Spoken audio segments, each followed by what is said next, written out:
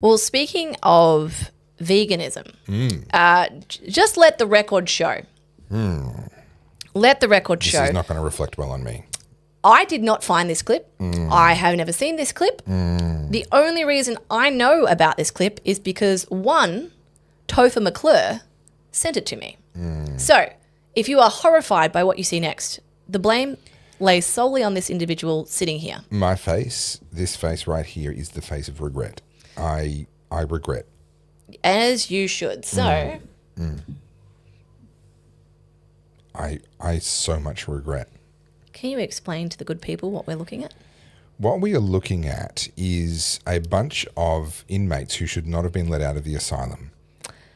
What we are looking at is the reason why wokeness is dying, feminism is dying, and vegans... Hang on a minute. I didn't notice the shit. Yeah. No, they went all out. Or some of them anyway. So this is obviously a coordinated protest. So they're all wearing very, matchy clothing. They've all got these same props on, and this is to do with abuse of animals for food and for all the rest of it. And there's some wanker reading out stuff from a clipboard there. They've decided to do this out the front of, I don't know exactly which of the That's palaces Kensington that is. Palace. Is it Kensington, is it? They've decided to do this in a very, very public place, and this is their little protest about the alleged misuse and abuse of animals. This is the reason why no one likes vegans. Now, the reason why I kick the vegan hornet's nest from time to time is because it's really good for engagement. I had a bit of a poke at vegans a little while ago. I can't even remember what it was. It was a throwaway nothing post. And sure enough, like clockwork, they showed up to have a whinge about me activating their almonds. And I'm sorry, this is why. Because even if you're not this I'm level... transfixed by this. This is some powerful I know. art. Yes, it's almost as good as Chimera. You dick. Even... I said almost. Even if you're not one of these complete nut jobs, if you live under the same banner of vegan, then I'm sorry, but you're one of these nut jobs. Well, it shows that they're deficient in iron. I mean, their brains... They're deficient in IQ. Yeah. Okay, so for those who aren't watching this, let me explain this to you. You've got a collection... That's a good point, yes. Yeah, you've got a collection of women, and they're wearing what I would describe as like Skims outfits. And what they have done is... You used the word, not me. If those ads come back, you cannot blame me. To be fair, that's what it looks like. So they're wearing high-waisted underwear, and they have got period blood from the front. At the back of their underwear, they have what looks like cow shit because they're meant to be milk cows. And then on their breasts, they have funnels that are being funneled into a like a plastic container jug to catch their milk. Yeah. So they're showing that they're pumped full of hormones. They're shitting themselves as they produce milk for us to consume our delicious dairy goods. This bothers me for a couple of reasons because this is a really simplistic view of farming. Yes. Farming on a industrial scale, like it's done in the US in some of the places, is horrific. I would agree with that. But there are places in the US that are also doing it very well. Well, that was going to be So, yes, okay, battery farming for chickens. Horrible places where they don't see daylight, they don't get to go out. Yes, terrible, because that's an example of what happens when people get greedy.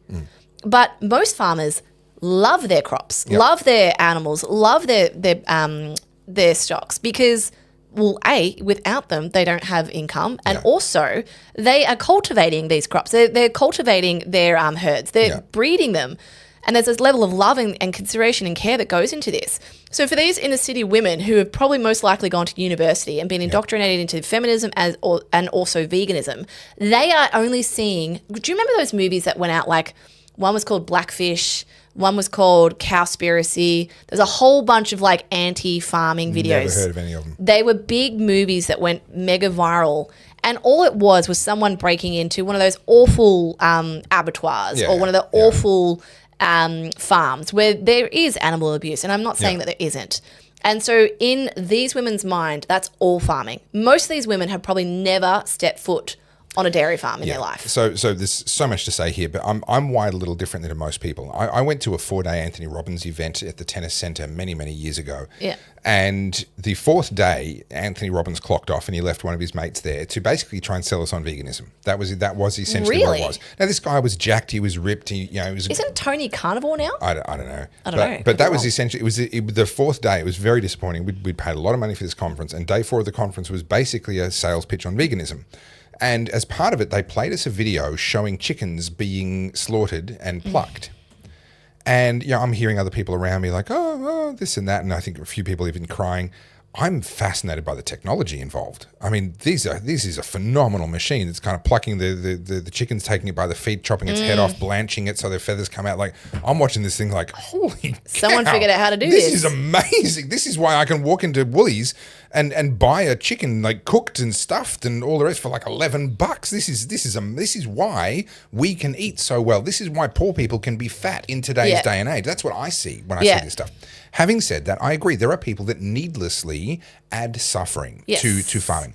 Well, halal killing is horrific. It's horrific. Now, what's interesting though, this does actually touch again on this decentralization thing. One of the reasons why we've seen it go this way was because scale was the key to survivability. And so, we'll put up sheds and have multi-story eggs and battery farming and steroids, and artificial hormones. lighting that makes them think it's summer all the time and do all that sort of stuff. And that was the pathway towards higher profitability for a long time. Now, people are starting to care more about where their food comes from, and I've got no issue with that. I don't care, particularly in terms of like, will I buy cage eggs? Yeah. Yeah. I mean, I have chickens and they're free range and they make better eggs. Yeah. But when I do buy eggs from time to time, I'll buy cage eggs. I don't have an issue with that. But I do understand that there are people who do have an issue and they're willing to pay the money and get the other thing. Yeah, see, I buy free range because I'm like, I'll support the person making that decision. I'm happy to part with an extra couple of dollars. But the issue here for me is that what a lot of these sort of vegan activists don't understand is a cow is not some interchangeable commodity. Yeah. Right. You go and talk to. So I went to a cow show I think it was in Ballarat some years ago, 2019, I think it was. And you talk to these breeders and you realize they've been very careful about where they've bought their cows from to start their herd. These are the ones that are starting their own rather than inheriting it. And then they're very careful about how they interbreed and which ones they breed and what they do with what. And they are looking for very particular characteristics and putting in an enormous amount of breeding. Yeah. And so when a dairy farmer, for example, has to sell off their herd because times are tough or whatever. Yeah.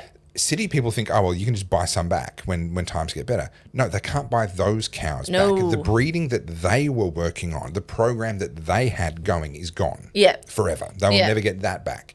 They'll go to market and see what's out there and see what threads they can pick up and begin to weave something that's important to them.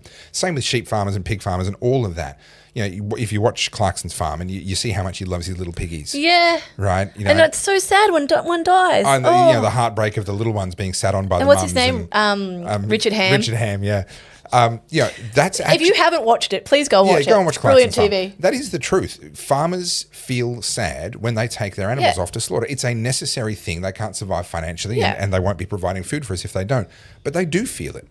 And to pretend that every single farmer out there who is farming meat or eggs or any of these things is some sort of an evil bastard who gets pleasure in inflicting needless pain on animals, it's a completely absurd fiction of their imagination. And then for them to respond by doing that, I just see mental illness all over that video. I just see a bunch of women that I hope never to come across in real life. All right, whoa. You mean to tell me you've watched all the way to this point, an entire segment of the Oddcast, and you're still not subscribed?